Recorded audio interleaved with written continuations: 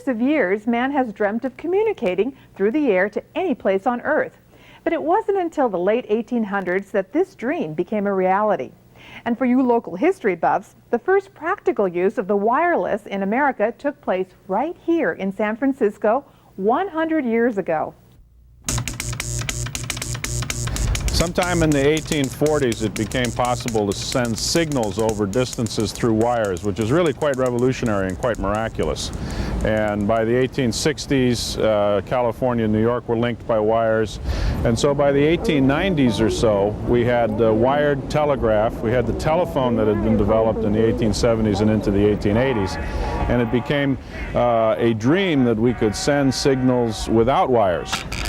By the 1890s, visionaries like Nikola Tesla and Guillermo Marconi wanted to signal without wires.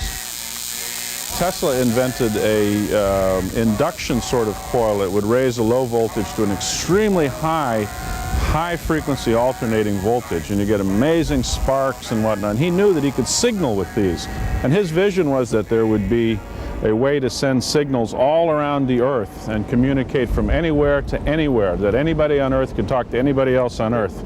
Marconi saw the possibility of sending signals much like telegraphy over wires in order to, in particular, communicate with ships at sea, where you can't run wires, obviously. And so he was developing a system that could send telegraph signals through the air, what they called the ether in those days, at greater and greater and greater distances. By 1898 and 1899, a lot of these people are beginning to develop what could become working systems. Many of the experimenters at the time were not inventing new devices so much as they were connecting existing devices, particularly existing laboratory equipment or telegraphy equipment, into this new system that would operate on the new principles of electromagnetic radiation. And so the Ruhmkorff coil had been used as a laboratory demonstration device to create high voltages. The telegraph key that keyed the primary of that coil was a standard telegraph key. At that point, it was simply a wire going up into the air with a piece of metal on the top, and that was fairly simple to do, and a wire going into the ground. The receiver is a little bit more complicated. It had the wire of a comparable length with the same sort of little conical hat at the top of it, and it came down through a device about 4 or 5 inches long, a glass tube with 2 metal rods, and between the 2 metal rods there are some filings, silver nickel filings. And what would happen is if a radio, what we call a radio signal, would come down through this tube, it would make those filings stick together or cohere so they could conduct electricity. And then, so a battery circuit that was going through here would then be able to send electricity through and, for example, ring a bell or drop a pen on a siphon recorder that was used to record telegraph signals, or it was later discovered you could hear it through a pair of, a pair of earphones or a single telephone earpiece. So all of these existing kinds of technology, this coherer had been invented maybe 10 or 15 years before by a Frenchman by the name of Edouard Branly. Like Marconi's work in England, these people were creating a new system out of existing sorts of equipment. Once that new system was created, it then gave a tremendous impetus to create new kinds of equipment to operate it. For example, what we call the vacuum tube or the radio tube, the predecessor of the transistor and the chip.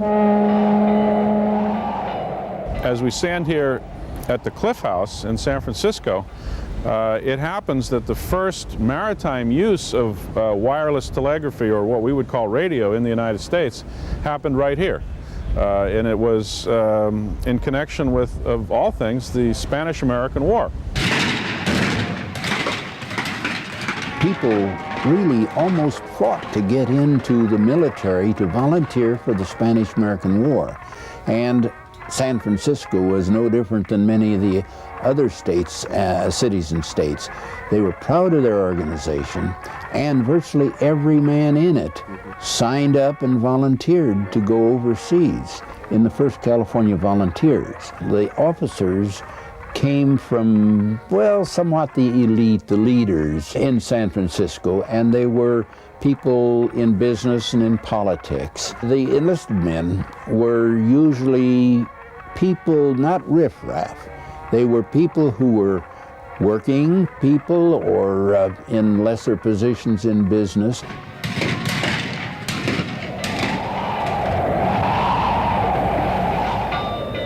A troop ship was coming from the Philippines back to San Francisco carrying the 1st California Volunteer Regiment. Mostly it's pretty foggy out here this time of year. In anticipation of the return of the troop ship Sherman, a high school teacher by the name of George Mitchell went to the San Francisco Call newspaper and suggested it might be possible to rig up a system of wireless signaling so that the troop ship could be spotted and the signals sent to the land, and then from there they would go into the newspaper. 1899 was a year of intense newspaper rivalry in San Francisco. You have the Call here on this street corner. You had publishers going for scoops. Indeed, they were using technology to help drive circulation. Electricity, radio, all of those things were important in terms of helping drive the rivalry in San Francisco. The Call building was used for radio experiments. The San Francisco Call sponsored first a Tesla coil experiment at the Call building at presently 3rd and Market to Telegraph Hill. And that succeeded well enough, except every time a streetcar went by and made a spark, it was a false signal. So in late August of 1899, they put a Ruhmkorff coil on the Lightship 70, and that incidentally was a Lighthouse Service Department of Commerce ship, and that was a direct ancestor of today's Coast Guard. And they ran it directly off the dynamo, so they put a lot of power into the primary, and the Ruhmkorff coil made a nice big spark, and it ran up to an antenna and down to the hull of the ship as a ground into the ocean. And so the intelligence was impressed on this with a key that interrupted the primary. So it would go clickety, click, click, click, clickety, click. So at about 5 o'clock, there's a man on the Lightship 70 trying to spot the Sherman through the fog. It was completely fogged in. The Lightship 70 spotted the Sherman at about 5 p.m. And they sent the signal by telegraphy through this spark system, Sherman is sighted.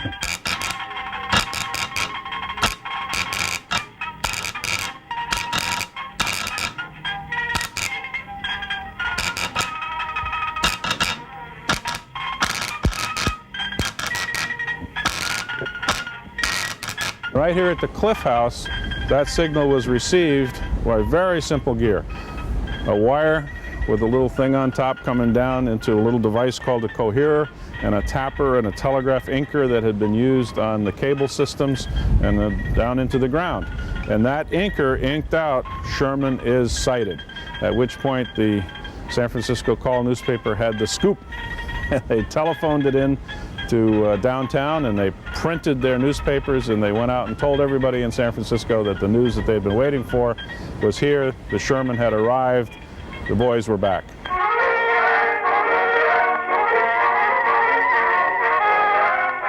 The celebration was 3 or 4 days long. The people in San Francisco tossed a tremendous breakfast for all of the, I think it was 1,200 or so people on the Sherman. San Francisco was very, very proud of the first California Volunteers. That was certainly the first effective use of wireless or radio in the United States or in North America. Probably the first effective use of wireless anywhere outside of England, and depending on how you count and who's doing what, it may have been the first effective use of wireless anywhere in the world to actually send a signal. It was wireless journalism, it was radio journalism, it was newspaper journalism, it was scientific experimenting, it was maritime radio, and from that, of course, every ship in the sea, we can probably see a few of them on the horizon here, has complex radio equipment to this day. On Saturday, August 28th, the California Historical Radio Society, along with the Perham Foundation, the U.S. Coast Guard, the San Francisco Maritime Museum, and the National Park Service, will host a celebration and commemoration of this first wireless event. The public is invited to the Cliff House along Ocean Beach to hear guest speakers, see demonstrations and exhibits, and witness a recreation of the event. It all starts at 11 a.m. on August 28th at the Cliff House at Point Lobos in San Francisco.